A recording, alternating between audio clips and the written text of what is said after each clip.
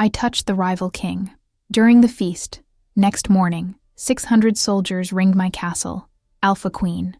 The crown weighs nothing. That's the irony I've discovered after 5 years of wearing it.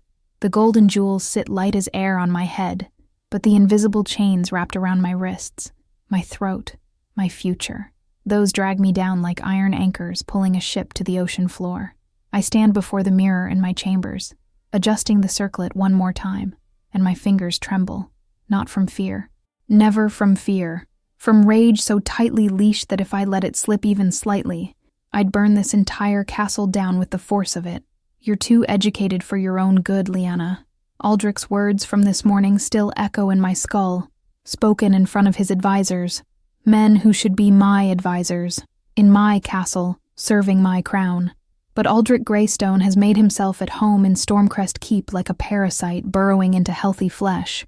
And I, bound by my dead parents' treaty, signed in their final breaths as plague ravaged their bodies, have no choice but to smile and endure. Too educated. As if knowledge were a flaw. As if understanding military strategy, trade routes, and diplomatic history made me less worthy of ruling rather than more. I'd corrected his disastrous plan to fortify the southern border, a plan that would have left our eastern flank vulnerable to raids.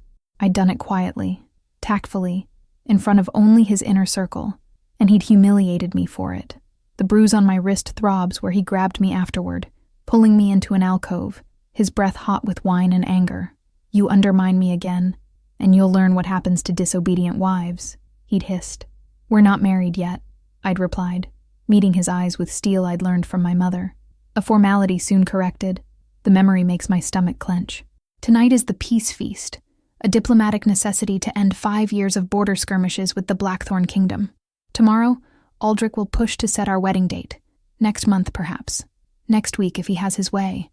And then this castle, this kingdom, this body. All of it becomes his property in the eyes of the law. My lady, Elena's voice pulls me from the dark spiral of my thoughts.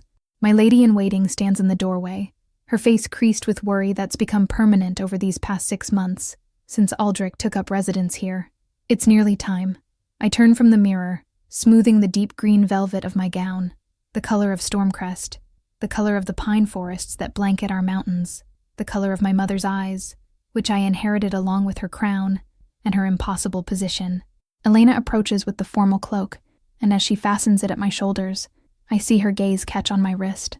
The bruise has darkened to purple-black, ugly against my pale skin. I hadn't bothered to cover it with powder.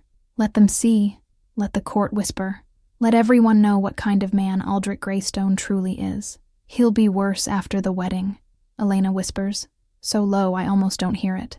I know. You could... Don't. I cut her off before she can finish the thought. We've had this conversation a dozen times. Run. Break the engagement. Seek asylum in a neighboring kingdom. All options that sound reasonable until you factor in reality. If I break the treaty, the noble houses will fracture. Half will support me, half will support him.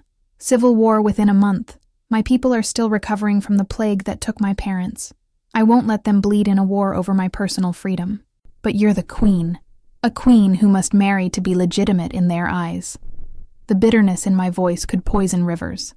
A queen who rules in everything but name, who makes every decision that actually matters, but who needs a king beside her for the appearance of propriety. The world is built by men. For men, Elena. We just live in the cracks they've left us. She says nothing, because what is there to say? We both know the truth. We've both lived it. I take a breath, centering myself the way my mother taught me. Feel your feet on the ground. Feel your spine straighten. Feel the crown settle. You are Lyanna Stormcrest, blood of the mountain queens, daughter of warriors. No man makes you. No man breaks you. Let's go, I say. Time to smile and lie through another diplomatic farce. The great hall has been transformed for tonight. Banners hang from the vaulted ceiling. Stormcrest's silver wolf on green alternating with Blackthorn's black rose on crimson. The long tables are laden with enough food to feed half the kingdom.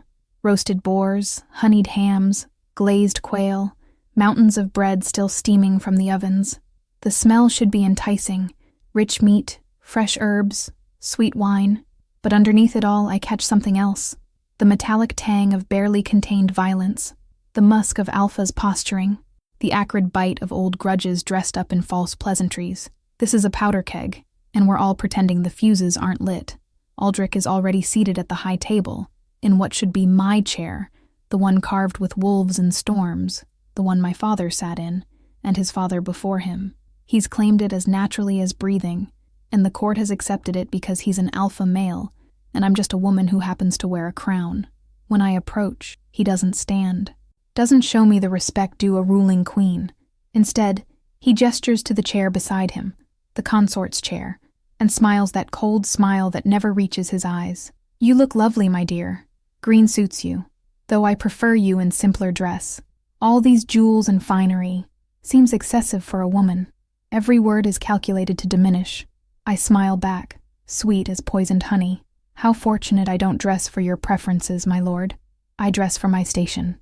His hand finds my thigh under the table the moment I sit, squeezing hard enough that I have to fight not to flinch. It's a warning and a promise. Behave or else. I let my wolf rise just slightly, just enough that my eyes might flash amber in the candlelight, just enough that he feels the threat of claws beneath my skin. His hand loosens, but doesn't retreat. Of course not. That would be admitting weakness.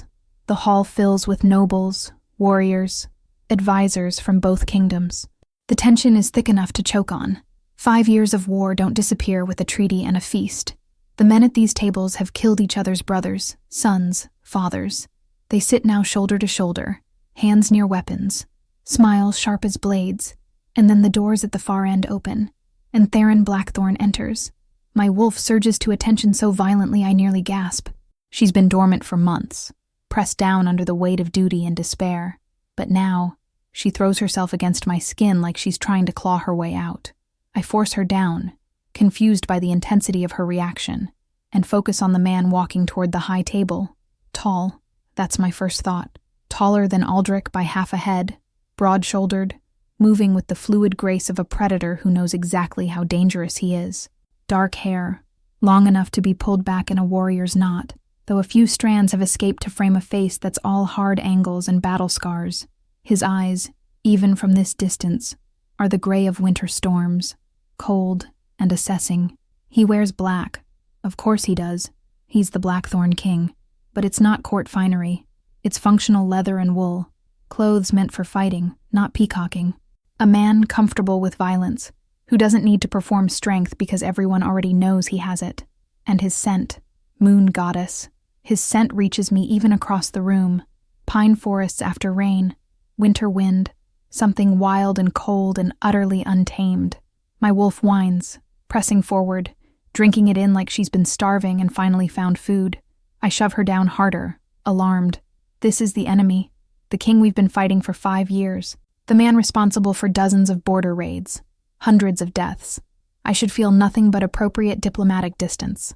Instead, my body is waking up in ways it never has for Aldrich, not even in the early days when I'd tried to make myself feel something, anything, for my betrothed. Theron Blackthorn reaches the high table and inclines his head. Not a bow, just acknowledgement between equals. His eyes sweep the gathering and land on Aldrich, King Greystone. Thank you for hosting this summit. King Blackthorn. Aldrich's voice is carefully neutral, but his hand on my thigh tightens possessively. Welcome to Stormcrest. Stormcrest, Theron repeats, and now his eyes move to me, which, if I'm not mistaken, belongs to Queen Lyanna Stormcrest, not King Aldrich Greystone. The hall goes silent. It's the kind of silence that precedes bloodshed. Aldrich laughs, loud and false, a technicality soon to be corrected. My betrothed and I rule jointly. Do you? It's not a question. Theron's storm-gray eyes hold mine, and I see the question there, the challenge. Do you rule jointly, or does he rule while you watch? I should let Aldrich answer, should play the demure bride-to-be, should keep my mouth shut and my opinions swallowed like I've been taught. Stormcrest has belonged to my bloodline for 6 generations. I say instead, voice clear and carrying. The crown is mine by birth, by law, by right. King Greystone is my betrothed, not my co-ruler, a distinction that matters very much in questions of succession and territorial claims. I feel Aldrich go rigid beside me. I've just publicly corrected him, asserted my authority, in front of the rival king and both courts. He'll make me pay for this later, but something in Theron Blackthorn's expression, respect perhaps, interest, makes it worth the cost. Indeed, Theron says, and a smile ghosts across his scarred face. Forgive my confusion, Your Majesty. It seems King Greystone has been over-representing his position. Aldrich's grip on my leg becomes painful. My betrothed is passionate about her heritage. It's one of her more endearing qualities. Passion and pride in one's lineage are qualities to admire, not endure, Theron replies smoothly. Then he moves to his designated seat at the table, surrounded by his own guards and advisors, and the hall slowly returns to life as conversations resume. But I can still feel his eyes on me, and my wolf, traitorous creature, is practically purring. The feast proceeds with all the forced cheerfulness of a funeral. Servants bring course after course. Wine flows freely. Aldrich drinks more than he should, his voice getting louder, his insults more pointed. He's playing alpha games with Theron, comparing kingdoms, armies, conquests. Everything is a competition for dominance. Theron responds with cold precision, never rising to the bait, never losing his composure. He's older than Aldrich, I realize. Mid-30s perhaps, where Aldrich is barely 30.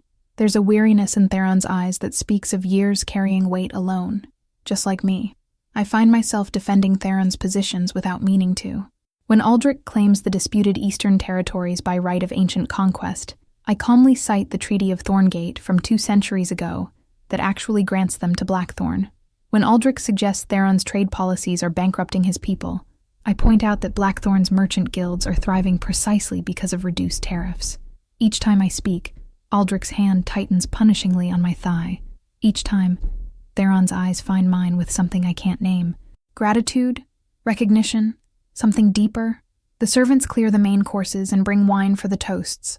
I reach for my goblet at the exact moment Theron reaches for his. Our fingers brush. The world explodes. That's the only way to describe it. The mate bond doesn't snap into place gently or gradually. It detonates like lightning striking a tree, violent and total and utterly undeniable. Electricity races up my arm, through my chest, down my spine. My wolf howls in recognition, throwing herself against my skin with desperate joy. And my scent, I feel it change instantly, blooming into something richer, sweeter, something that says, mine, mate, ours, cedar and night-blooming jasmine, the scent of fated mates intertwining. Theron goes absolutely rigid, his goblet frozen halfway to his mouth. His eyes blaze gold, his wolf rising, and I see the exact moment he feels it too. The recognition, the certainty.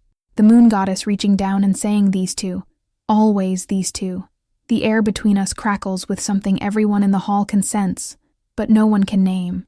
It's too powerful to hide, too ancient to deny. Across the table, barely 3 feet of space and 1,000 miles of impossibility. My mate stares at me with shock and hunger, and something that looks like relief so profound it nearly breaks my heart. He's been alone too.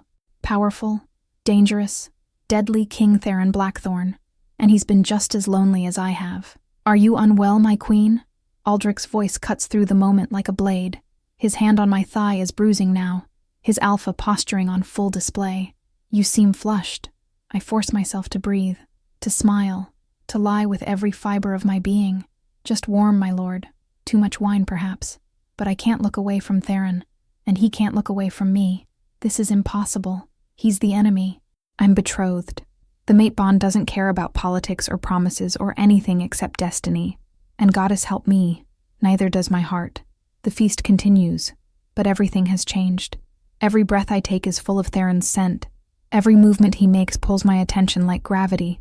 I'm aware of him with every cell of my body, where he sits, how he moves, the sound of his voice when he speaks to his advisors. The mate bond hums between us, a living thing, demanding attention, demanding completion, demanding everything. When Theron stands to give the traditional peace speech, his eyes find mine and hold. May both our kingdoms find what they have been searching for, he says, and there are layers of meaning in those words that only I can hear. May old grudges die so new beginnings can take root. May we all discover that what we thought was our enemy was actually our salvation. He's not talking about territory. He's not talking about treaties. He's talking about us. The speech ends. Guests rise and mingle. Aldrich is immediately surrounded by generals wanting to discuss military positioning, too drunk and self-important to notice when Theron approaches me directly, breaking every rule of protocol. "Your Majesty," his voice is low, meant only for my ears. "The Eastern Salon. 20 minutes. We need to discuss the treaty terms privately." It's a lie anyone overhearing would believe. Treaty negotiations. Nothing more. But his eyes tell me everything. This is dangerous. This is forbidden. This is the beginning of something that will destroy us both if we're not careful. I should refuse. I should walk away. I should honor my engagement, my duty, my responsibility to avoid war. 20 minutes, I hear myself say. Theron's eyes flash gold. Then he turns and walks away, disappearing into the crowd, and I'm left standing there with my heart hammering against my ribs and my wolf howling for her mate. I watch him go, knowing with absolute certainty that I'm about to cross a line there's no coming back from, knowing that in 20 minutes, in that private salon, everything I've been taught about duty and honor and sacrifice is going to burn to ash. And for the first time in 5 years of wearing this crown, I don't care. Chapter 2. 20 minutes feels like 20 seconds, and 20 years simultaneously. I slip away from the feast while Aldrich is deep in conversation with his generals, their voices raised in drunken debate about siege tactics. No one notices when I leave. I'm a ghost in my own castle, visible only when men need something from me. The corridors are quiet, lit by torches that cast dancing shadows on stone walls. My footsteps echo too loud in the silence, each click of my heels against ancient flagstones a countdown to something irreversible. I should turn back. I should return to the feast, smile at Aldrich's side, play the obedient bride-to-be. But the mate bond pulls me forward like a rope wrapped around my ribs, tightening with each step I take toward the Eastern Salon, toward him, toward destiny or destruction. I can't tell which. My wolf paces restlessly beneath my skin, whining, demanding I move faster. She's been dormant for so long, pressed down under duty and despair, that feeling her this alive is almost frightening. Almost. Mostly it's exhilarating, like remembering I have wings after years of crawling. I tell myself I'm just going to talk, to understand what this connection means, to negotiate some kind of understanding between kingdoms, between enemies forced together by the moon goddess's cruel sense of humor.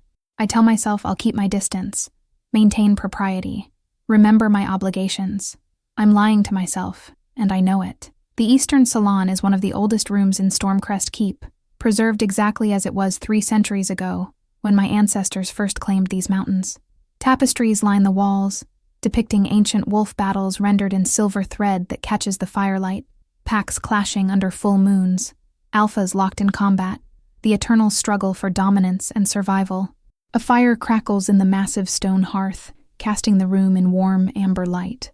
Wine sits already poured on a small table between 2 chairs, dark as blood in crystal goblets, and Theron Blackthorn stands by the window, silhouetted against moonlight streaming through glass, looking out at my kingdom like he's trying to memorize it.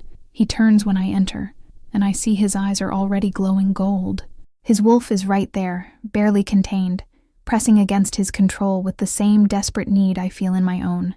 The air between us practically vibrates with recognition, with want, with the mate bond singing its ancient song of completion. "You came," he says, voice rougher than it was during the feast. "Did you think I wouldn't?" I close the door behind me, and the soft click of the latch feels like sealing ourselves into a world apart from duty and politics and everything that should keep us separated. I hoped. He doesn't move from the window, but his eyes track every step I take into the room.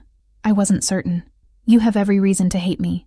My kingdom has killed your soldiers, raided your borders, cost you resources you couldn't spare, and my kingdom has done the same to yours," I counter, stopping several feet away, keeping distance between us because I know the moment I get close, control will shatter.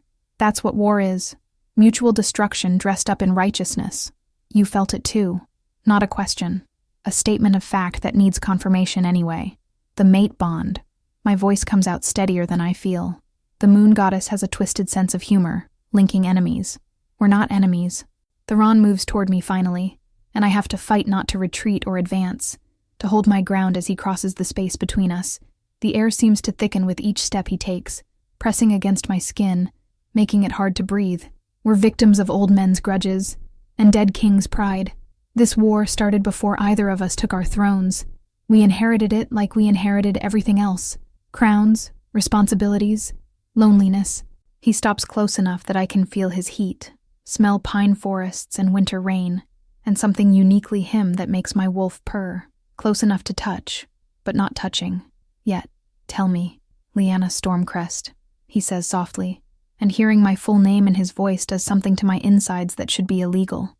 What do you want? Not what duty demands, not what your kingdom expects, not what Aldrich Greystone believes you should want. What do you want? No one has ever asked me that question. Not in 5 years of ruling, not in 28 years of living. Everyone has told me what I should want. A good marriage, heirs, stability, peace, to be gracious and demure and grateful for whatever scraps of power men allow me. No one has ever cared what I actually want. Something cracks open in my chest. A fissure in armor I've worn so long I forgot it was there. I want to be seen as more than a womb to produce heirs. I want to rule my kingdom without needing a man's permission to validate my decisions. I want to be valued for my mind, my strength, my leadership, not just my bloodline. I stop because he's moved closer still. So close now I can feel his breath against my forehead, can count the silver scars crossing his jaw, can see gold bleeding into the gray of his eyes as his wolf rises. You want to be touched by someone who sees your strength as beautiful, not threatening. Theron finishes for me, his voice dropping to something that's almost a growl. You want to be claimed by your equal, not owned by your inferior. You want someone who understands that power and passion aren't mutually exclusive, that a queen doesn't become less by surrendering to desire with someone worthy of her. His hand rises to cup my face, thumb tracing my cheekbone with a gentleness that seems impossible from someone covered in battle scars. You want to feel alive instead of dutiful, to burn instead of endure, to choose instead of accept.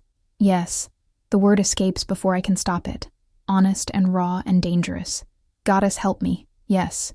Then take it, he challenges, eyes blazing. Take what you want, just this once, just tonight. Tomorrow we go back to being enemies, to political games, to duty. But tonight, in this room, there's only us, only mates, only choice.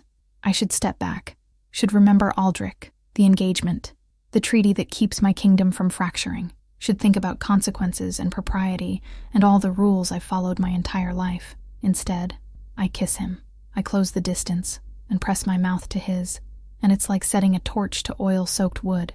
The kiss ignites instantly, consuming, all-encompassing, devastating. He tastes like dark wine and danger, and something wild I didn't know I'd been craving. His hands tangle in my carefully arranged hair, destroying hours of Elena's work, pulling pins free so dark waves cascade over my shoulders. My back hits the wall. I don't remember moving, and his body presses against mine, solid and warm and real in a way Aldrich's touches have never been. The mate bond explodes between us, every place we connect, sending shockwaves of sensation through my nerve endings. It's not just physical, it's soul deep, this recognition, this completion, like finding a piece of myself I didn't know was missing.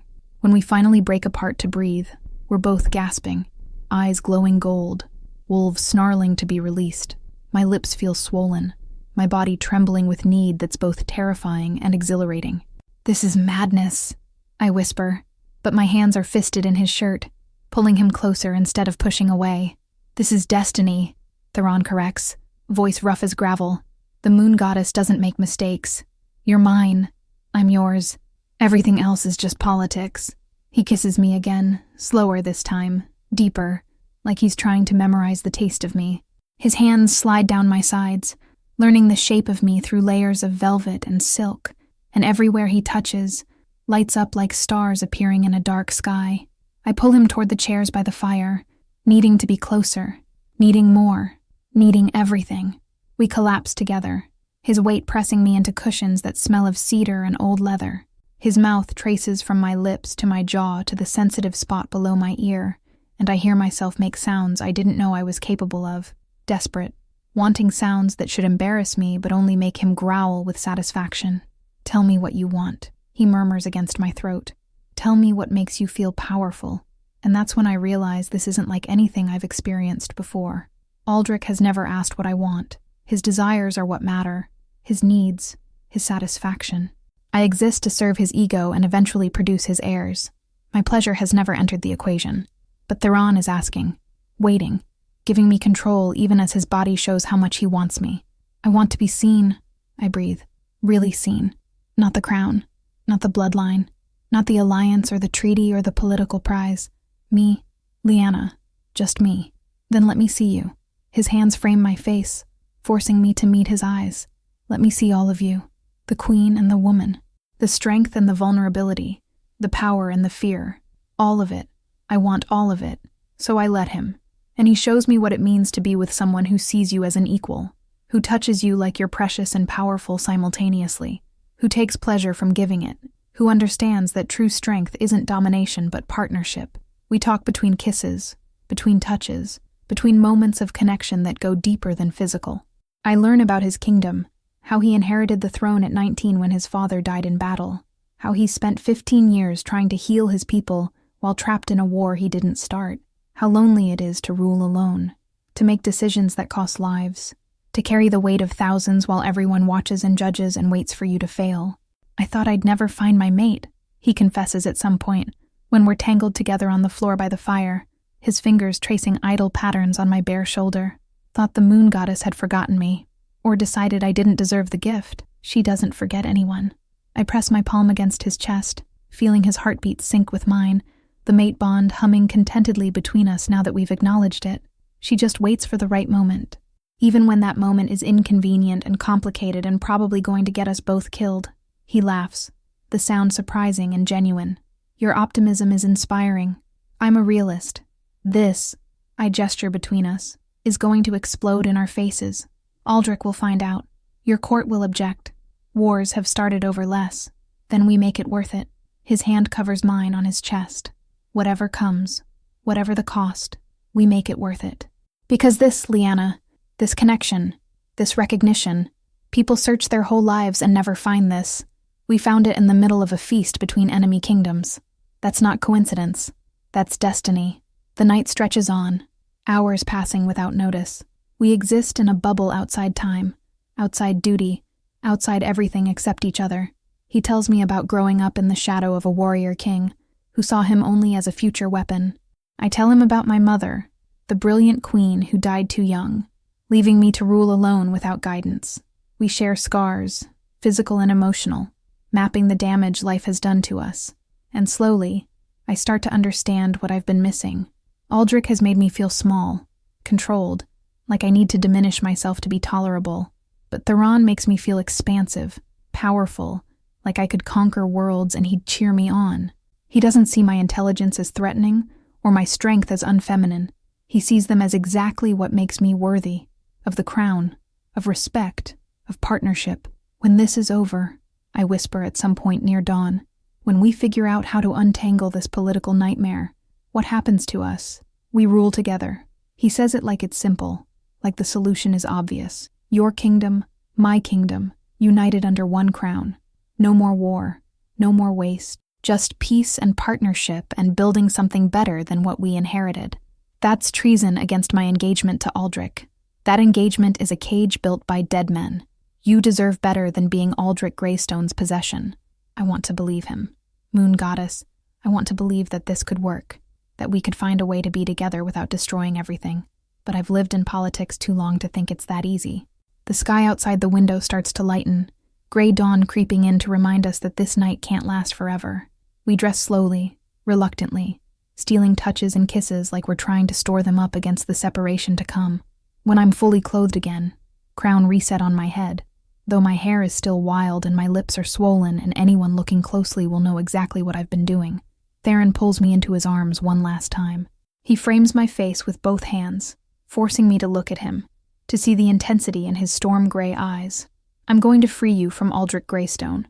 I'm going to take your kingdom from him and give it back to you, the way it should be. And when the dust settles, when the war ends, you will be mine. I promise you this, by the moon goddess herself. You will be my mate, my queen, my equal. I swear it. I want to believe him.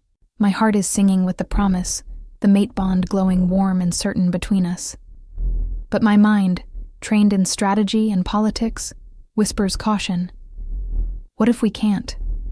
What if the world conspires against us? What if the cost is too high? Then we conspire back, Theron says fiercely, pressing his forehead to mine. I won't give up on you, Lyanna Stormcrest. You're my mate, my destiny, my queen. No matter how long it takes, no matter what I have to do, I will make this right. I will make you free. He kisses me one last time, deep and desperate and full of promises, like he's trying to seal them into my soul. Then he slips out of the salon, disappearing into the shadows before servants wake to light the morning fires. I stand alone in the room as dawn breaks, my body still vibrating with his presence, my heart torn between hope and terror. Everything has changed.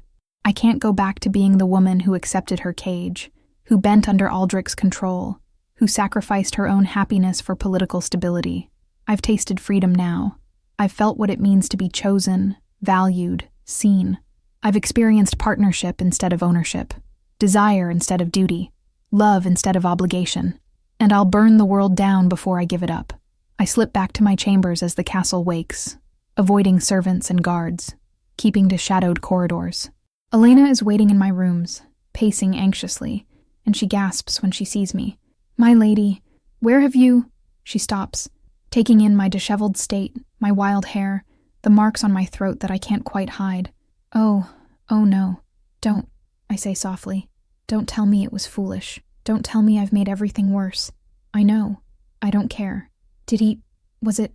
She struggles for words that are safe to speak aloud. It was everything, I tell her honestly. It was perfect and impossible, and probably the beginning of the end. But I'd do it again. 1,000 times. I'd do it again. Elena helps me out of my ruined dress, draws a bath, washes the evidence of the night from my skin. But nothing can wash away the mate bond now thrumming steadily in my chest, connecting me to Theron even across the distance. Nothing can erase the promises we made or the future we imagined together. As I sink into hot water and let exhaustion claim me, I don't know that Theron is hiding something, that he's already engaged to Princess Seraphina of Valacrest, that this perfect night will become the weapon that nearly destroys me. I don't know that in 3 days I'll be accused of treason, that Aldrich will discover what we did, that I'll face execution for the crime of choosing my mate over political convenience. All I know is that for one night, I was free. For one night, I was loved. For one night, I was exactly who I was meant to be. And when the world burns for it, at least I'll have that memory to carry with me into whatever darkness comes next. Chapter 3.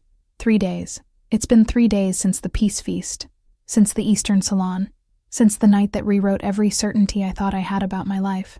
3 days of pretending nothing has changed while everything has changed. 3 days of sitting through tedious council meetings, signing documents, reviewing troop deployments, all while the mate bond hums constantly beneath my skin like a second heartbeat. I can still smell him. No matter how many baths Elena draws, no matter how many different oils and soaps we use, pine forests and winter rain cling to me like Theron branded himself into my skin at a molecular level. My wolf is restless, pacing, whining for her mate who's somewhere across the border in his own kingdom. The distance shouldn't matter. Mate bonds transcend space, but it aches anyway, a constant pull toward something I can't reach. Aldrich sits beside me in the council chamber, droning on about defensive fortifications along the southern border. His voice is white noise, meaningless words I'm supposed to nod along to while he makes decisions about my kingdom, my armies, my resources. I force my expression into something resembling interest while my mind is miles away, replaying moments from that night. Theron's hands in my hair, his voice promising to free me, the way he looked at me like I was something precious and powerful simultaneously. I touch the mate bond gently, carefully, like pressing on a bruise to confirm it's real. It flares warm and golden in my chest, and somewhere far away, I know Theron feels it too. The connection between us is a living thing now, impossible to sever, impossible to ignore. We're bound by something older than politics, deeper than war, stronger than... The door to the council chamber slams open. A servant girl stands there, young and terrified, eyes wide with the kind of fear that only comes from bearing terrible news to powerful people. My lady, there's news. From the Blackthorn Kingdom. Her voice shakes. Several council members turn to stare at her, irritated by the interruption. Well? Aldrich demands, impatient. Speak, girl. What news? A messenger, my lord. From Valecrest. He carries formal announcement from King Blackthorn's court. She swallows hard, looking directly at me now. and I see pity in her eyes. That's when I know. Before she speaks, I know. King Theron Blackthorn is officially engaged to Princess Seraphina of Valecrest. The betrothal ceremony took place yesterday morning. It's a significant alliance that will shift the balance of power across the continent. The world tilts. That's the only way to describe it. Like the floor beneath me suddenly isn't solid anymore. Like gravity reversed itself. Like everything I thought was up is actually down. The mate bond, which has been singing sweetly in my veins for 3 days, suddenly burns. Acid. Poison. Agony concentrated in my chest where my heart should be. He promised. He swore by the moon goddess herself. He said he'd free me from Aldrich, that when the dust settled I'd be his. He looked into my eyes and made vows that I believed because the mate bond doesn't lie. Destiny doesn't lie. The goddess doesn't make mistakes. But apparently men do. Even destined ones. The betrothal ceremony took place yesterday morning, which means the day after our night together. Probably while I was still feeling his hands on my skin, still tasting him on my lips. He was in Valecrest, pledging himself to another woman, choosing political alliance over the mate bond, choosing power over me. I'm going to be sick. The room spins. I grip the edge of the table, forcing myself to breathe through the wave of nausea threatening to overwhelm me. My queen? Aldrich's voice cuts through the roaring in my ears. You seem disturbed. Does King Blackthorn's engagement trouble you? Every eye in the council chamber turns to me. I feel their gazes like physical weight, pressing down, waiting for my response. I need to be careful, need to school my expression, need to remember that I'm a queen, and queens don't show weakness, don't reveal pain, don't let anyone see them bleed. Of course not. I force out through lips that feel numb. I'm merely surprised by the speed of it. Politics moves quickly, it seems.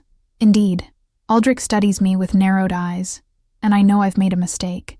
He's cruel, possessive, abusive, but he's not stupid, never stupid. He sees too much, understands too much, and I just gave him a thread to pull, though I suppose it makes sense. A king needs a queen. Even one who was our enemy mere days ago must secure his line, protect his kingdom through strategic marriage. It's what responsible rulers do. The emphasis on those last words is deliberate, a reminder that I haven't secured my line, haven't fulfilled my duty, am somehow failing by not eagerly submitting to his future possession of me. Quite, I manage, voice hollow. The council meeting continues, but I don't hear another word. The mate bond is screaming now, not with joy but with betrayal, with something that feels like it's tearing me apart from the inside. How is this possible? How can he feel what I feel? This connection, this certainty, and choose someone else? Did I imagine the intensity between us? Was I just another conquest? Another political maneuver wrapped in pretty words about destiny? No. My wolf snarls, defensive and hurt. The mate bond was real, is real. She felt his wolf's recognition, his surrender, his truth. Something else is happening. Something we don't understand yet. But understanding doesn't stop the pain. When the council finally dismisses, I walk to my chambers on legs that feel disconnected from my body. Elena is waiting, taking one look at my face and immediately dismissing the other servants. The moment we're alone, I collapse into a chair and finally let myself feel it. The betrayal, the grief, the humiliation of having believed in something that was apparently a lie. I heard, Elena says softly, kneeling beside me. The whole castle is talking about it. I'm so sorry, my lady. Don't, I whisper. Don't pity me. I don't think I can bear it. She's quiet for a moment, then, my lady, there's something else. Something you need to know. The tone of her voice makes ice crystallize in my veins. What? There are rumors. One of the chambermaids from the feast. She saw you, in the eastern salon, with him. My blood turns to ice water. What exactly did she see? Enough. Elena's face is pale as death. She told another servant, who told a guard, who told... Aldrich knows, my lady. He's gathering the council now, tonight. They're calling it treason. Treason. The word echoes in my mind, heavy as a tombstone. In our kingdoms, betrayal of one's betrothed is a crime punishable by death, especially when that betrayal involves the enemy. It doesn't matter that I'm queen, that this is my bloodline's kingdom, that I rule in everything but name. The laws apply to me, especially when Aldrich has enough political power to enforce them. You have to run, Elena says urgently, gripping my hands. Right now. I can get you horses, supplies, a small guard of men loyal to you. You can make it to the border, seek asylum somewhere, anywhere, and go where. The laugh that escapes me is brittle, broken. Theron betrayed me. He chose alliance with Valicrest over the mate bond. I have no allies, no army that's truly mine. My kingdom technically belongs to Aldrich through our engagement contract. Where exactly would I run? Anywhere has to be better than staying here to die. She's right. Logically, she's right, but something in me refuses. Some core of stubborn pride that won't let me flee like a criminal when I've committed no crime, except choosing desire over duty for one single night. This is my kingdom, my castle, my crown. If Aldrich wants to destroy me, he'll have to do it while looking me in the eyes. No, I say, straightening my spine, lifting my chin. I won't run. This is my kingdom, my birthright. If Aldrich wants to accuse me, he'll have to do it properly, publicly, while I stand and face him as the queen I am. My lady, that's final, Elena. My voice comes out harder than I intend. Now help me dress. If I'm going to trial, I'll look like the queen they're trying to destroy. She helps me into a gown of deep green, stormcrest colors, with silver embroidery that catches the light like wolf eyes glowing in darkness. My crown sits heavy on my head. When I look in the mirror, I see my mother staring back at me, proud, defiant, unbending even in the face of death. The great hall is packed when I enter. It seems like half the kingdom has gathered to witness this. Nobles in their finest clothes, guards lining the walls, servants crowding in the back, everyone eager to watch their queen fall. The air reeks of anticipation, of barely suppressed excitement at the scandal of it all. And there, sitting on my throne, the chair carved with wolves and storms, the seat my father held and his father before him, the physical symbol of Stormcrest rule, is Aldrich Greystone, looking every inch the king he's not entitled to be. He's usurped my place before we're even married. The sight of it sends rage burning through the pain, hot and clarifying. This was always his plan. The engagement, the alliance, the promises of partnership, all lies to get close enough to steal what he couldn't win through honest means. The chambermaid who saw us stands near the front, trembling, looking like she'd rather be anywhere else. She's young, maybe 17, and clearly didn't volunteer for this role. Aldrich or his men probably terrified her into compliance. Lyanna Stormcrest. Aldrich's voice booms through the hall, formal and cold. You stand accused of treason against your betrothed and your kingdom. You were observed in private congress with our enemy, King Theron Blackthorn, during the peace feast. You met him in secret, engaged in activities unbefitting a queen and promised bride. How do you answer these charges? I stand in the center of the hall, alone, without defender or advocate. The faces surrounding me are a mix of emotions: pity, disgust, schadenfreude, curiosity. These are people I've ruled for 5 years, people I've protected, led, sacrificed for, and now they watch me be destroyed like it's entertainment. I answer, I say clearly, voice carrying to every corner of the hall, that this kingdom is mine, by blood, by birthright, by law. You have no authority to judge me, Aldrich Greystone. You are my betrothed, not my king. Murmurs ripple through the crowd. Aldrich's smile sharpens to something cruel. Not yet. But as your future husband and ruler, I have every right to ensure my bride's faithfulness. Do you deny that you met with Theron Blackthorn privately? I could lie, should lie, could claim the chambermaid was mistaken, that it was innocent, that nothing happened. But something in me rebels against denying the only night I've felt truly alive in years, against letting Aldrich take that from me too. I don't deny it. We met to discuss treaty terms. Treaty terms? Aldrich laughs, and others join him, the sound cruel and mocking. Is that what we're calling it? The chambermaid says she heard sounds through the door, sounds that suggested your negotiation was rather physical in nature. She saw disheveled clothing, disorder in the room afterward.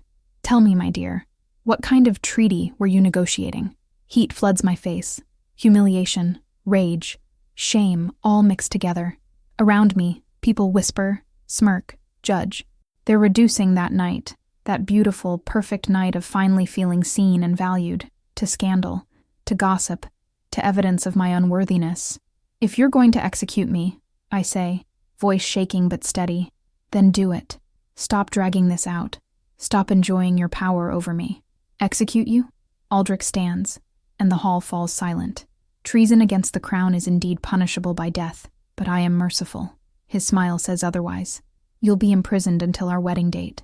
Then, publicly, before everyone gathered here and more, you will be executed. But first, you'll sign a decree transferring complete control of Stormcrest Kingdom to me. Your line ends with you. Your legacy dies with you. Everything your mother built, everything your grandmother fought for, all of it becomes mine. The words hit like physical blows. He's not just killing me. He's erasing me, destroying everything my family stood for, everything I've tried to preserve. And these people, my people, will let him. Guards move toward me. I don't fight when they grab my arms, their grip bruising. But as they drag me toward the doors, I find my voice one last time, screaming loud enough that every soul in this hall will hear. This kingdom was built on the blood of Stormcrest women, my grandmother, who defended these walls alone when her husband fell in battle, my mother, who ruled with wisdom and strength until plague took her, me, who has bled for these lands, fought for these people, sacrificed everything for this crown. You can kill me, Aldrich Greystone, but you will never be worthy of it. Never. The doors slam shut behind me, cutting off whatever response he makes. The guards haul me down stone steps into the bowels of the castle, deeper and deeper until we reach the dungeons I've only seen once before, when my father brought me down to understand the weight of justice. They throw me into a cell, and the iron door clangs shut with a finality that echoes in my bones. Darkness swallows me, cold stone beneath my feet, the smell of damp and decay. This is where I'll die. This is how my story ends. The mate bond pulses in my chest, but it's different now. Not warm and golden, but burning, caustic, like acid eating through my ribs. Somewhere far away, Theron Blackthorn is celebrating his engagement to a princess who isn't his fated mate. He made his choice. Political power over destiny, alliance over love, and I'm here, alone in the dark, waiting to die for the crime of believing him. I sink to the floor, back against the wall, and finally let myself cry. Not elegant tears, but ugly, broken sobs that tear through my chest and leave me gasping. For the first time since my parents died, I let myself be completely, utterly alone with my pain. I don't know that there's still power inside me. Don't know that betrayal and despair are about to wake something ancient, something that hasn't walked this world in 3 centuries, something that will change everything. The white wolf sleeps in my blood, waiting for the moment when I finally stop trying to be what everyone else needs me to be and start being what I truly am. That moment is coming, soon. But tonight, I'm just a woman who bet everything on destiny and lost. A queen without a kingdom. A mate without her match. Tonight, I'm broken. Tomorrow, I'll learn what rises from the ashes. 3 days in darkness. That's what it takes to strip away everything you thought you were and discover what you actually are underneath. The dungeon cell is small, maybe 8 feet by 10, with walls that weep moisture and a floor covered in old straw that reeks of mildew and things I don't want to identify. There's no window, no natural light, just the faint glow from a torch in the corridor that barely reaches through the bars of my door. The cold is constant, seeping into my bones until I'm not sure I'll ever feel warm again. They bring me water twice a day, brackish, stale, barely enough to keep me alive. Food comes once, if you can call it that. Moldy bread, thin gruel that tastes like dishwater, occasionally a piece of meat so grisly I can't identify what animal it came from. I force myself to eat anyway. Survival instinct. Even knowing I'm going to die in 3 days, my body refuses to give up. Aldrich visits me twice, not out of mercy or concern, but to gloat, to savor his victory. The first time he stands outside my cell, far enough back that I can't reach him through the bars, and describes in excruciating detail how my execution will proceed. Public, of course, he says, voice cheerful like he's discussing a festival. The entire kingdom will watch. I'll have the executioner use a dull blade. It'll take 3 or 4 strikes to sever your head completely. More dramatic that way. More memorable. He watches my face for reaction, for fear, for tears. I give him nothing. Just stare at him with eyes that have cried themselves dry in the darkness. Your blood will soak into the courtyard stones, he continues when I don't respond. A permanent stain, a reminder to anyone who thinks about defying me. And then, I'll rule Stormcrest, as it was always meant to be ruled, by a strong king, not a weak woman playing at leadership. Are you finished? My voice comes out hoarse from disuse, because if you're just here to monologue about your inadequacies disguised as threats, I have better things to do. like count stones, or contemplate the fascinating life cycle of dungeon rats. His face flushes with rage. Good. At least I can still make him feel something, even if it's just wounded pride. The second visit is worse. He brings wine, good wine, from my family's private cellars, and drinks it in front of me while describing how he'll erase my name from history. Every portrait of you will be destroyed. Every document bearing your seal will be rewritten. The histories will say you died of plague, same as your parents. Weak bloodline. The Stormcrest line ends in disgrace. This time, I don't give him the satisfaction of a clever response. I just close my eyes and lean back against the damp stone, dismissing him like the irrelevant pest he is. He leaves eventually, frustrated by my lack of reaction. But he's wrong about one thing. I'm not weak. I'm not breaking. I'm changing. Something is happening inside me. The mate bond, which burned like acid after Theron's betrayal, has settled into a different kind of presence. Not painful exactly, but insistent, demanding. And beneath it, deeper than the bond, older than my conscious mind, something else is stirring. My wolf. She's been quiet for years, pressed down under the weight of duty and responsibility, and the constant need to appear civilized, controlled, appropriate. But down here in the dark, with death waiting 3 days away, she's waking up, growing stronger, and she's angry. She doesn't understand politics or propriety, or why we should die for the crime of choosing our mate. She only understands that we're caged, threatened, that our territory has been stolen by an unworthy alpha, and she wants out, wants blood, wants justice. I feel her pressing against my skin from the inside, restless, powerful, demanding release. Each hour that passes, she gets louder, more insistent, like she knows something I don't, like she's been waiting for this moment my entire life. On the third night, the night before my scheduled execution, I'm lying on the filthy straw trying to sleep when I hear footsteps in the corridor, not the heavy boots of guards, lighter, quicker, someone who shouldn't be here. "My lady?" Elena's whisper comes through the darkness. "My lady, are you awake?" I'm at the bars in an instant. Elena stands there with a basket, her face pale and drawn, eyes red from crying. She must have bribed the guards or knocked them unconscious or something equally reckless to get down here. "You shouldn't have come," I whisper. "If they catch you, I don't care." She produces a key. Moon goddess, she actually stole a key, and unlocks my cell. "I brought food, real food, and wine. If this is your last night, you'll have it with dignity." She spreads a cloth on the cleanest part of the floor and unpacks the basket. Fresh bread, roasted chicken, cheese, grapes, a bottle of wine that's probably worth more than most people earn in a year. My stomach growls violently at the sight of actual food. We eat in silence for a while. The chicken tastes like heaven. The bread is soft and warm. The wine burns pleasantly going down. Elena watches me eat with tears streaming down her face. "I tried to send a message to King Blackthorn," she finally says.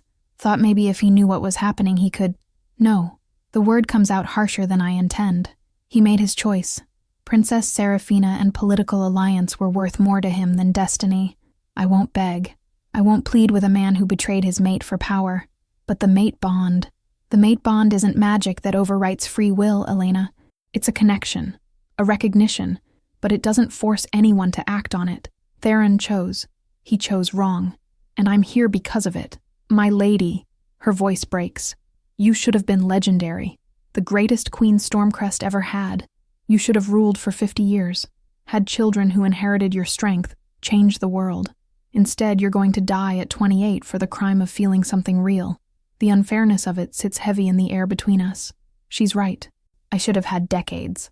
Should have had the chance to prove myself, to lead my kingdom into prosperity, to be remembered as more than a cautionary tale about female weakness.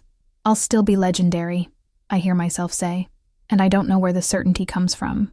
One way or another, Elena. I promise you that. They'll remember my name. They'll remember what happened tomorrow. They'll remember that Lyanna Stormcrest did not go quietly into death. Something in my voice makes her look at me sharply, like she's seeing something she didn't expect. "My lady, your eyes, what about them? They're glowing, not gold. White. I don't know what that means. Don't have time to figure it out because guards are shouting in the corridor. Elena needs to leave before she's caught." She hugs me fiercely, whispers, "I'm sorry," over and over, and then she's gone, locking the cell behind her, taking the evidence of her visit with her. I'm alone again. But I'm not afraid anymore. The rage that's been building for 3 days has crystallized into something harder, sharper, more focused. Aldrich thinks he's going to watch me die tomorrow. Theron thinks he abandoned me to my fate. They're both wrong. Dawn comes too quickly and not quickly enough.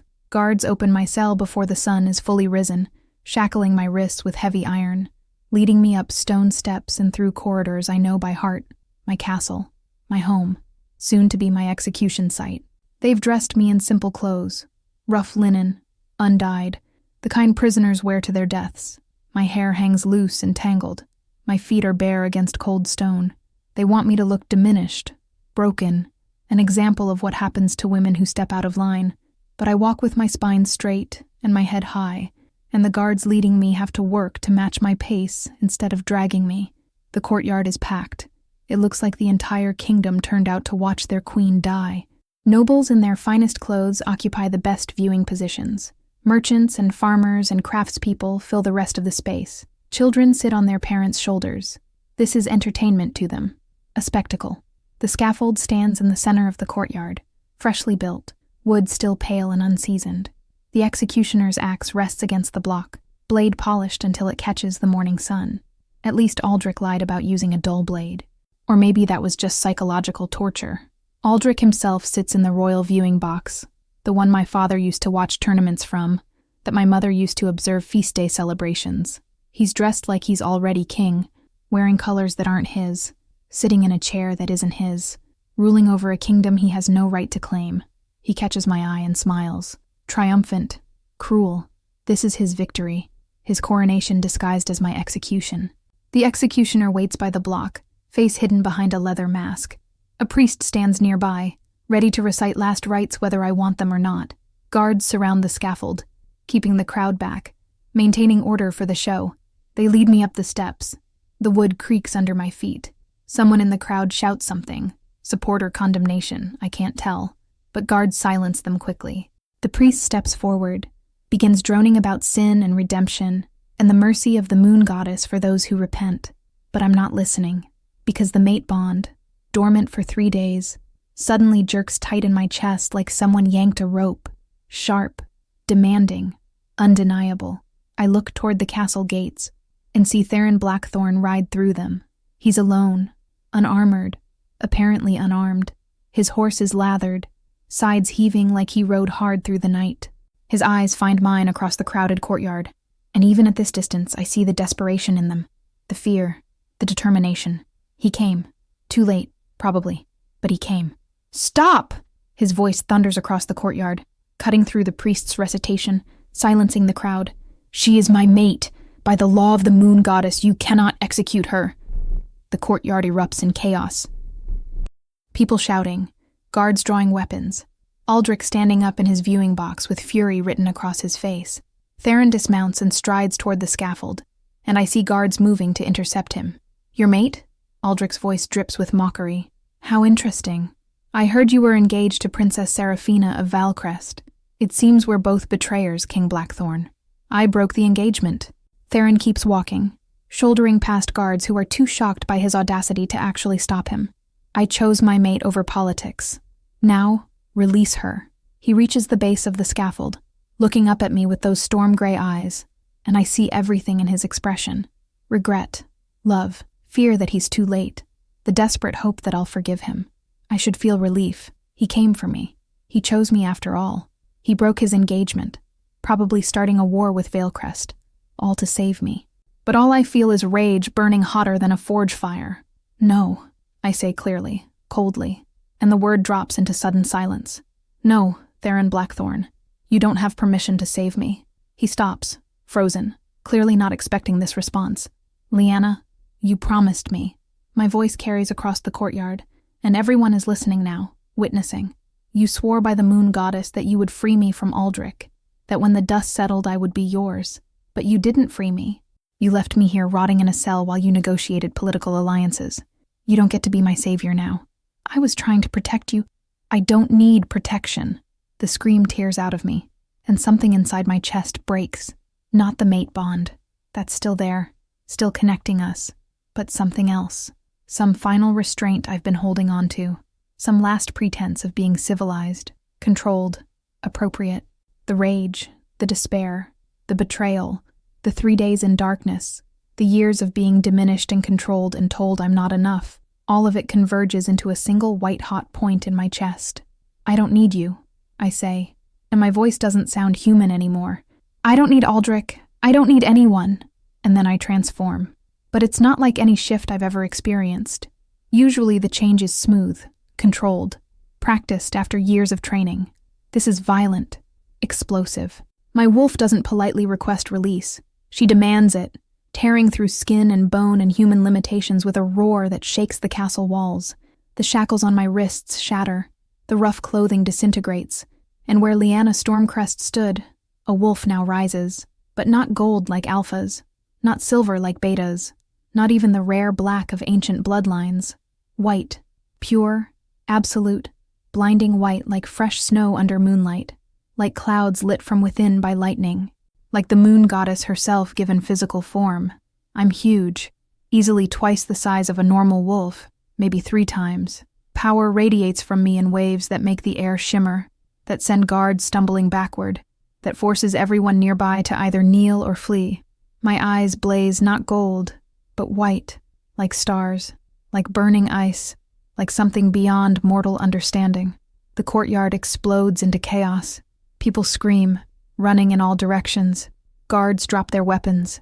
Even the executioner falls to his knees, trembling, because they recognize what I am, what I've always been, hidden beneath duty and propriety, and the desperate need to be acceptable. A white wolf, the mark of the moon goddess, direct descent from her first daughter, the first one born in 3 centuries. I throw my head back and howl, and the sound echoes across the kingdom, a declaration that the age of men dictating terms to women born of divine blood is over.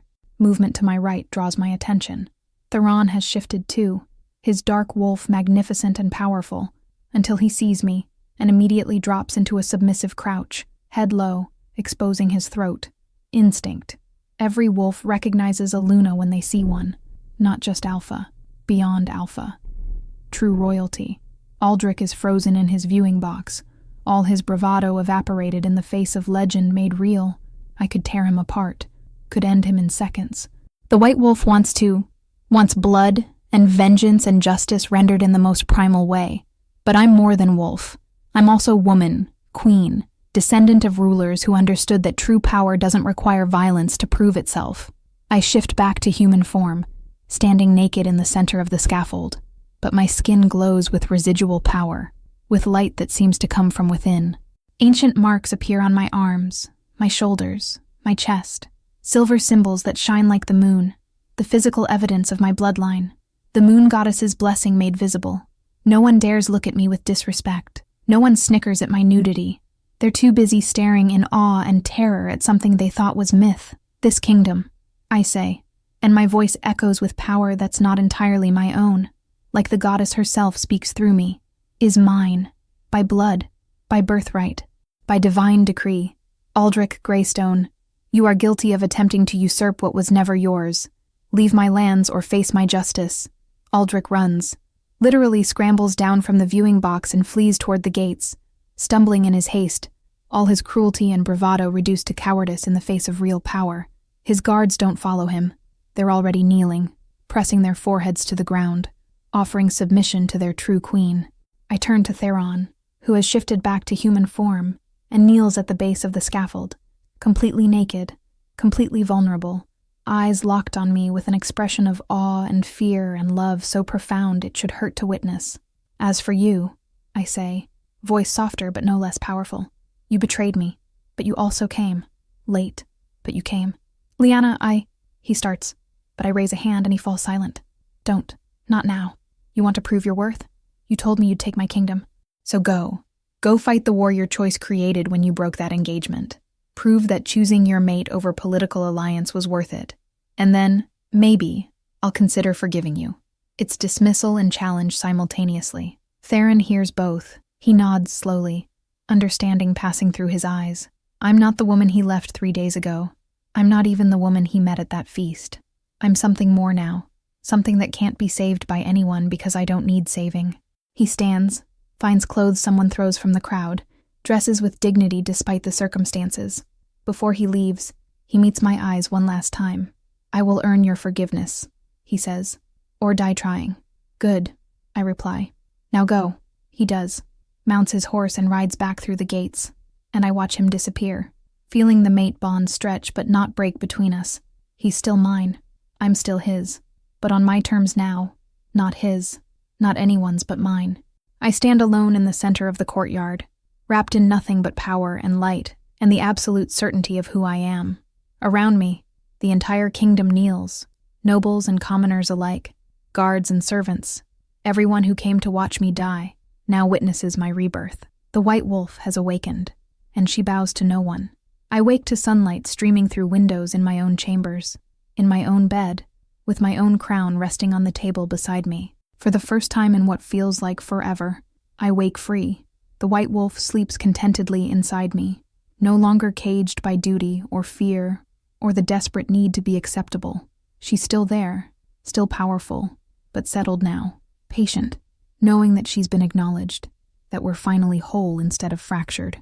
Elena is already moving through the room, opening curtains, laying out clothes that are mine, not prison rags, not execution garments, but the deep green velvet of Stormcrest royalty. She sees me wake, and her face transforms with relief so profound it makes my chest ache. "My lady, no, my queen," she catches herself, smiling through tears. "You're really here. You're really alive. I keep thinking I'll wake up, and this will have been a dream." Not a dream. I sit up, feeling muscles protest. The transformation yesterday took more out of me than I realized, though it does feel surreal. Yesterday, I was hours from execution. Today, I'm legendary, Elena finishes. The entire kingdom is talking about nothing else. The white wolf, the moon goddess's chosen, the first in 3 centuries. She helps me out of bed, wrapping a robe around my shoulders. "Everything has changed, my lady." She's right. Everything has changed. I've changed. I'm not the woman who accepted her cage anymore, who bent under Aldrich's abuse, who let men dictate the terms of her existence. The white wolf broke those chains, and they're not going back on. I dress carefully, choosing not the elaborate court gown Elena laid out, but simpler clothes, leather pants, a tunic embroidered with wolves, boots meant for walking, not display. If I'm going to rule as myself, I need to feel like myself, and myself is not a delicate ornament to be admired. "What news?" I ask as Elena braids my hair back in a practical style. "What happened after yesterday?" "Aldrich fled, rode out with maybe 20 men, heading south. No one tried to stop him. They were all too busy kneeling to you." Her voice carries satisfaction. "The council wants to meet. The nobles are requesting audience. Everyone wants to swear fealty to the White Wolf Queen. Of course they do. Yesterday they watched me nearly die. Today they want to pledge loyalty. Fairweather allies, all of them. But I'll need them. Can't rule alone, no matter how powerful the wolf inside me." "And Theron?" I ask, trying to sound casual and failing. The mate bond pulses steadily in my chest, telling me he's somewhere close, alive, present. "Did he leave?" Elena's expression grows complicated. "No, my lady.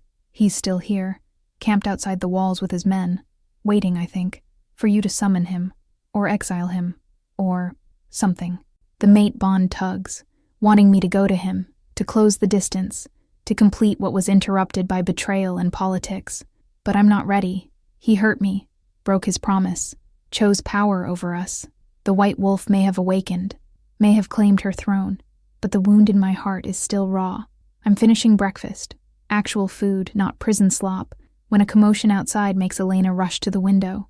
She goes pale. "My lady, the watchers report, there's an army from the Blackthorn Kingdom, 600 soldiers surrounding the castle." My heart stops. For one terrible moment, old fear claws at my throat. An invasion? Theron finally showing his true face? Was yesterday's declaration of choosing me just another lie to get close? But then I look out the window and really see. The soldiers aren't in attack formation. Their shields face outward, protecting the castle rather than threatening it. They're positioned in defensive rings, creating barriers between Stormcrest and any approach from the east.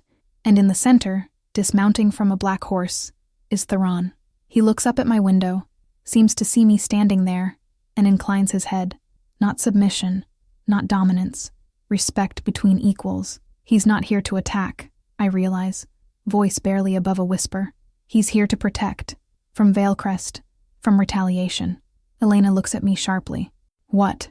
He broke his engagement to Princess Seraphina. Her father is King of Veilcrest. Powerful. Proud. Not the type to accept insults lightly. Breaking a betrothal is a declaration of war in their culture. I grip the windowsill, understanding dawning. Theron brought his army here to stand between us and the consequences of his choice. That's... Elena struggles for words. That's actually the first right thing he's done, I finish. But it doesn't erase the wrong. I dress in full royal regalia this time. The green velvet gown, the silver crown, the rings of office that mark me as Queen of Stormcrest. If I'm going to face him, I'll do it as what I am. Not his mate, not his conquest, his equal. The courtyard where I nearly died yesterday is now full of activity. My guards, truly mine now, not Aldrich's, stand at attention as I descend. Theron waits in the center, flanked by 2 of his commanders but otherwise alone.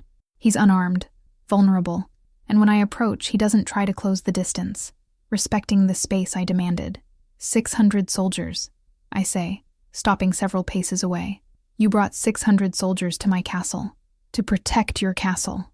Theron corrects gently. Veilcrest is coming, Lyanna. King Edmund is furious that I broke the engagement. He'll attack you first, knowing it hurts me most.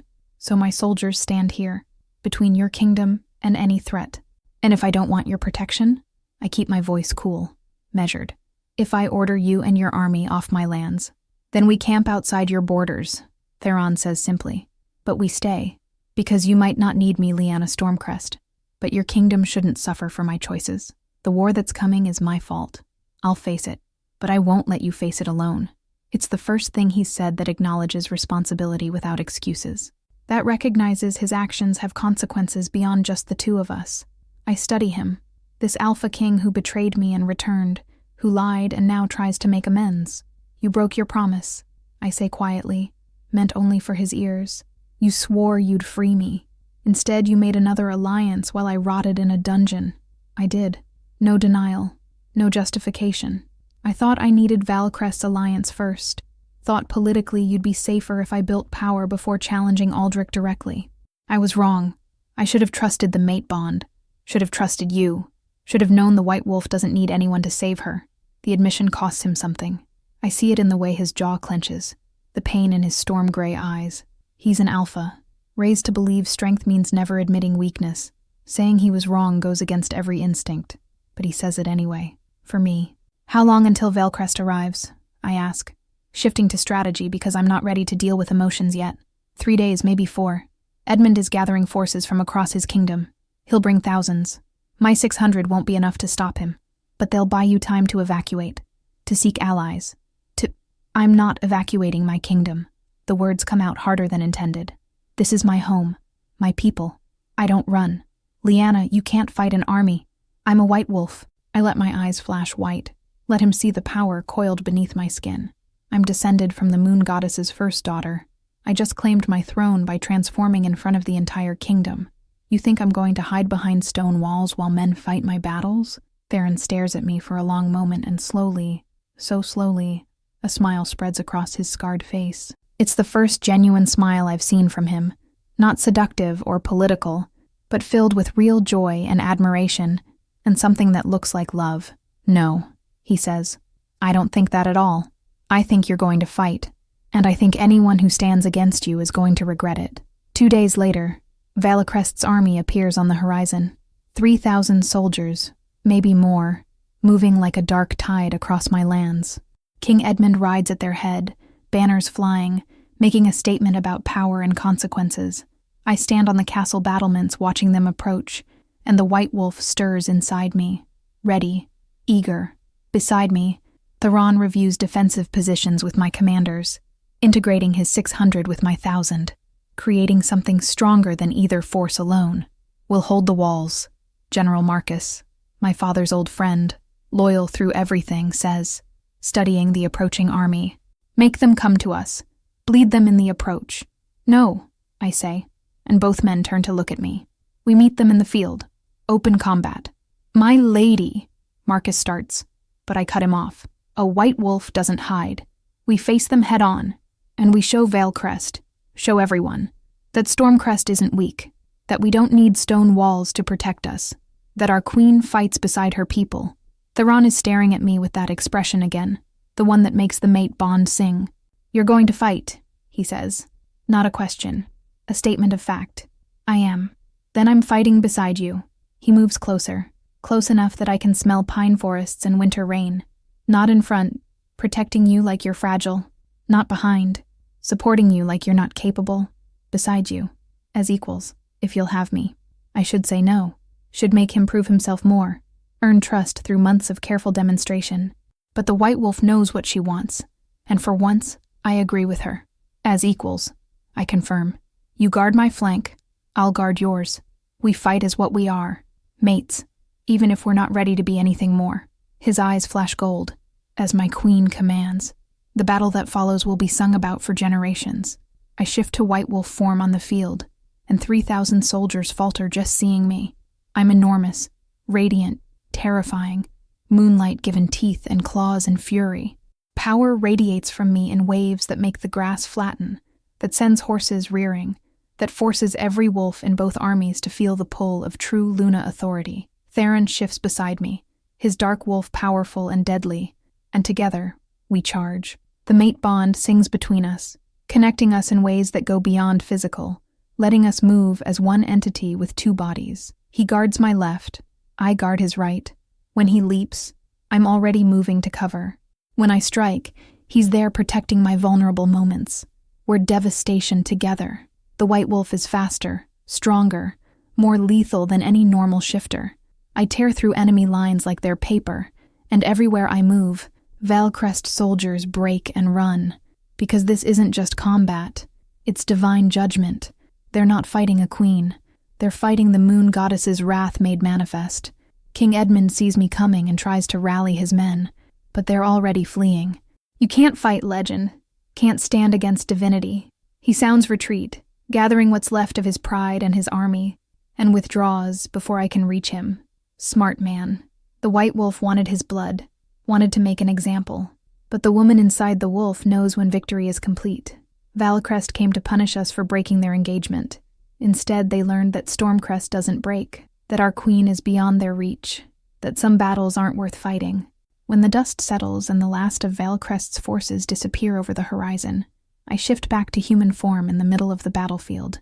I'm covered in mud and blood, none of it mine, and exhausted in ways I've never experienced. Theron shifts beside me, equally filthy, equally spent, and for a moment we just stand there breathing. So, he says quietly, have I started to prove my worth? I consider. He came when I needed him. He fought beside me as an equal, never trying to take control or protect me from my own choices. He respected my strength instead of being threatened by it. He acknowledged his mistakes without making excuses. You've started, I admit. But the mate bond doesn't mean I forget everything, Theron. Doesn't mean I forgive instantly just because destiny says we're meant to be together. You hurt me, made me doubt myself when I needed to believe I was worthy of love. I know. Real pain fills his eyes, and I'll spend every day earning back what I broke. If you'll let me, I make the decision that will change everything.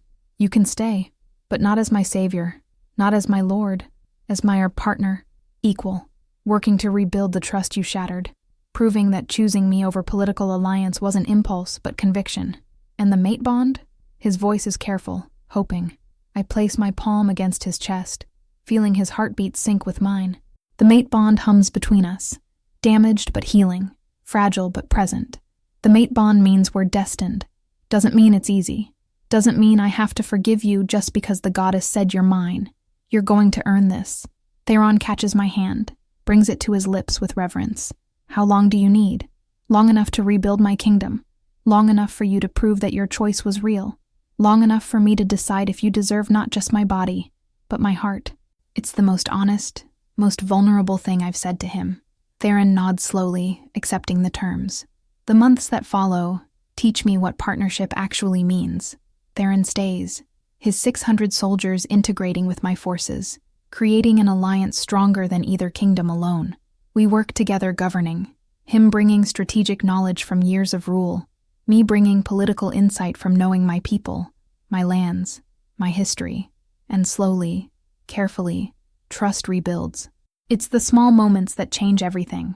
Theron asking my opinion in council meetings instead of assuming he knows better. Theron turning down marriage proposals from other kingdoms despite political pressure, making it clear he's committed to one queen only. Theron staying when things get difficult.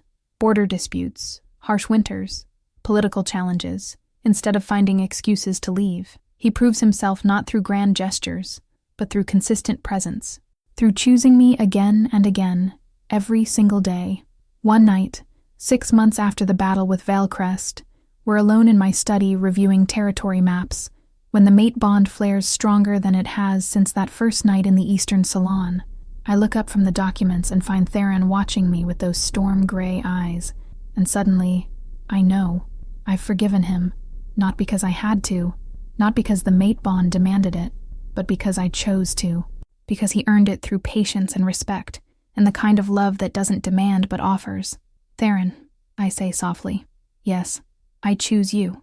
The words feel momentous, world-shifting, not because the goddess told me to, not because you proved your worth through battle or politics or months of perfect behavior, but because I choose, my choice, my power, my love. He's across the room in 3 strides, pulling me into a kiss that contains all the months of waiting, all the regret and redemption, all the love we couldn't express while trust was rebuilding. When we come together this time, it's deeper, more real, because it's not just destiny binding us, it's choice. Later, much later, I stand on my balcony watching the sun rise over kingdoms that are slowly learning to work together instead of tearing each other apart. Theron stands behind me, arms wrapped around my waist, chin resting on my shoulder, and we watch our world transform. Do you regret it? He asks quietly. How everything happened. The pain? No, I answer honestly. The pain taught me my strength. The betrayal taught me my worth. The fall taught me I can rise alone. And you taught me that real love isn't about being saved. It's about choosing to stay even when it's hard. I turn in his arms, meeting his eyes. I'm the white wolf, descended from the moon goddess's first daughter. I could rule alone, conquer kingdoms, never need anyone. I know, Theron whispers, but I choose you, I finish, not because I need you, because I want you. That's the difference. We kiss as the sun rises over our joined kingdoms, 2 alphas equally powerful, equally proud, equally in love. The white wolf found her mate, not through prophecy or force or divine mandate, through choice. And that makes all the difference.